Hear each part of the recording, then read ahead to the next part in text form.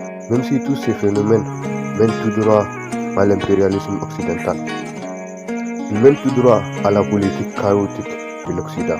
Ils mènent tout droit aux inspirations suicidaires de la démocratie occidentale, dans les seuls buts d'assujettir ce climat injustement nommé les tiers-monde, dans le seul but de dominer culturellement, économiquement et politiquement l'Afrique, dans le seul but de dominer ceux qui ont jadis été victimes de la cruauté de la foi chrétienne, et dans le seul but de sacrifier le développement durable pour une fin obscure.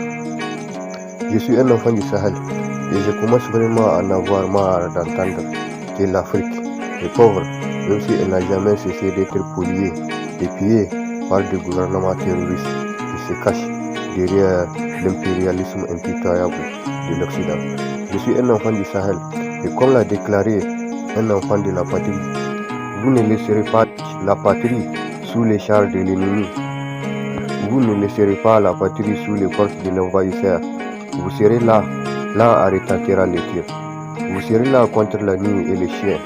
Même si c'est vraiment hypocrite de voir les pays dits des droits de l'homme éprouver énormément de difficultés à délaisser les acquis souillés de la France-Afrique.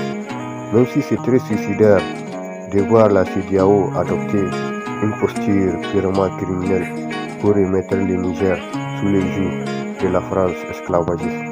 Même si les médiateurs de la CEDEAO sont au bord de l'épuisement pour intimider le général de brigade qui a libéré les berceaux de la francophonie.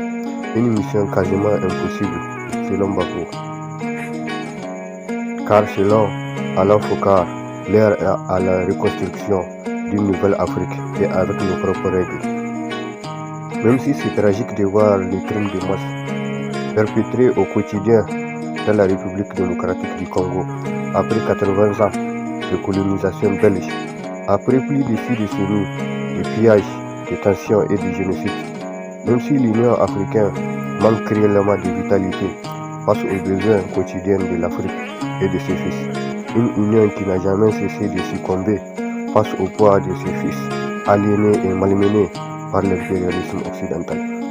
Une union qui agonise pour défaut de professionnalisme et de panafricanisme face au Goma, face au Soudan et face au terrorisme.